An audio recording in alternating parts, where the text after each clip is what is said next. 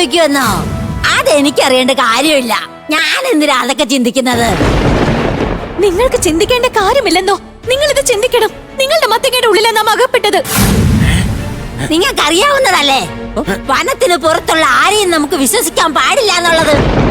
മനുഷ്യരെ ഏറ്റവും വലിയ വിശ്വാസവഞ്ചകരാണ്. ആരെങ്കിലും സഹായിച്ചാൽ അവര് നമ്മുടെ കഴുത്തിറക്കുന്നതാണ്. മനസ്സിലായോ? ഇല്ലില്ല, നിങ്ങൾ എന്തൊക്കെയാ പറയുന്നത്? എല്ലാ മനുഷ്യരും വിശ്വാസവഞ്ചകരാണെന്ന് നിങ്ങളോട് ആരാ പറഞ്ഞത്? നോക്ക്, നാം വിശ്വാസവഞ്ചന ചെയ്യില്ല. ആരെങ്കിലും ചെയ്ത ഉപകാരം നാം ഒരു കാലത്തും മറക്കാറുമില്ല. ജീവിതകാലം മുഴുവൻ ഓർത്തു വയ്ക്കും. ഈ മുത്തശ്ശി നാം പറയുന്ന കാര്യങ്ങളൊന്നും വിശ്വസിക്കുന്നില്ലല്ലോ. ഇനി ബുദ്ധി പ്രയോഗിച്ച് മറ്റെന്തെങ്കിലും മാർഗം കണ്ടുപിടിക്കണം. എങ്ങനെയും രക്ഷപ്പെട്ടേ മതിയാകൂ. അതുകൊണ്ട് ഈ അടുപ്പിൽ വെക്കൂ.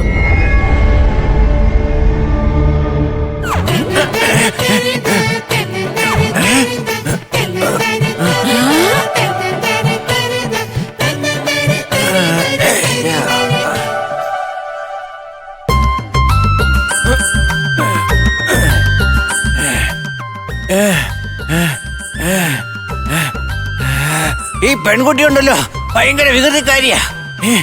ഇനി നാം എന്ത് ചെയ്യും? പറയാ മുത്തശ്ശി. കേൾക്ക് മുത്തശ്ശി, നമുക്ക് ഇനിയും അനേകം വലിയ കാര്യങ്ങൾ ചെയ്തു തീർക്കാനുണ്ട്.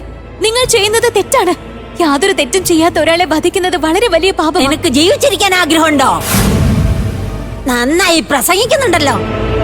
എങ്കിൽ ഇനിയൊന്ന് പറഞ്ഞു നോക്ക്. വലിയ മത്തങ്ങ, ഉരുണ്ട മത്തങ്ങ, ഉരുണ്ട് വരുന്ന വലിയ മത്തങ്ങ. രാജകുമാരിയെ രക്ഷിക്കാൻ വേണ്ടി അടുത്ത നിമിഷം തന്നെ പൊട്ടിത്തെറിക്കൂ.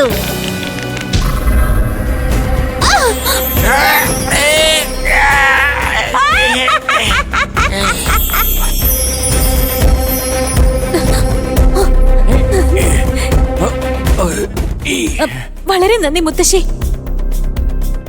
നിങ്ങൾക്ക് 1000 നന്ദി പറയുന്നു. ഈ മുത്തശ്ശി എത്ര നിസ്സാരമായിട്ടാ രാജകുമാരിയെ മോചിപ്പിച്ചത്.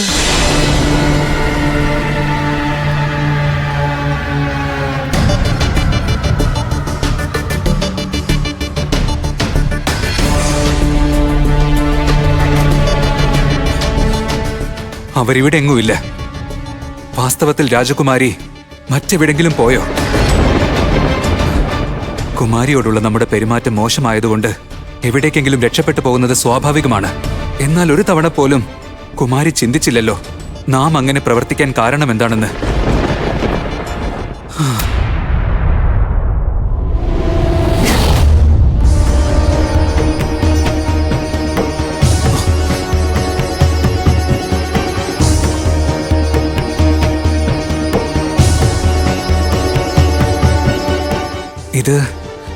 ഇത് രാജകുമാരിയുടെ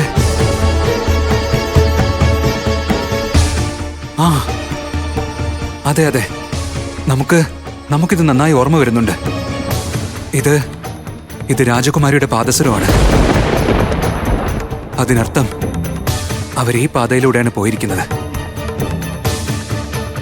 ശരി, അപ്പൊ നാമും ഈ മാർഗത്തിലൂടെ പോവേണ്ടതാണ്. പോയി നോക്കാം. അത്യാഗ്രഹവും സ്വാർത്ഥതയും നിറഞ്ഞൊരു മനുഷ്യൻ നമ്മെ പാപപുണ്യങ്ങൾ പഠിപ്പിക്കുമെന്നോ? എല്ലാ മനുഷ്യരും സ്വാർത്ഥരും അത്യാഗ്രഹികളും ആയിരിക്കില്ല. അഥവാ അവിടത്തേക്ക് അറിയില്ലെങ്കിൽ അത് അവിടുന്ന് മനസ്സിലാക്കേണ്ടതാണ്. എങ്കിലൊരു പരീക്ഷയാകാം. നീ പറയുന്ന കാര്യങ്ങൾ സത്യമാണെന്ന് തെളിയിക്കപ്പെട്ടാൽ നാം നിനക്ക് മോചനം നൽകുന്നതാണ്. അല്ലെങ്കിൽ നാം നിന്നെ എന്നേക്കുമായി ഇവിടെ ബന്ദിയാക്കി വെക്കുന്നതാണ്. ആർക്കും നിന്നെ കണ്ടുപിടിക്കാൻ സാധിക്കില്ല. ഈ വ്യവസ്ഥ നിനക്ക് സമ്മതമാണോ?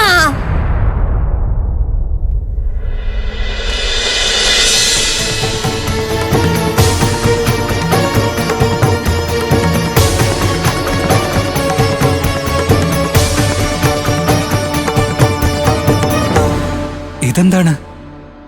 ഇതും രാജകുമാരിയുടേതല്ലേ? അതിനർത്ഥം നാം ശരിയായ മാർഗത്തിലൂടെയാണ് പോകുന്നത്. നമുക്ക് വിശ്വാസമുണ്ട്. നാം തീർച്ചയായും രാജകുമാരിയെ കണ്ടെത്തുമെന്ന് നമുക്ക് പരിപൂർണ നിശ്ചയമുണ്ട്. എന്ത് പറ്റി? നീ എന്താ ഭയന്നു പോയോ? ഭഗവാനെ, വയ്യ വയ്യ ഒന്നിരിക്കട്ടെ. ഓ ഭഗവാനെ, വയ്യ വയ്യ. പരീക്ഷയിൽ പങ്കുചേരാൻ ധൈര്യമില്ല. ഇല്ലില്ല, നാം എന്തിനു ഭയക്കണം?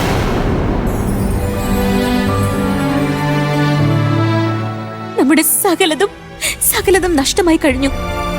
നഷ്ടപ്പെടാൻ ഇനി യാതൊന്നും ബാക്കിയില്ല.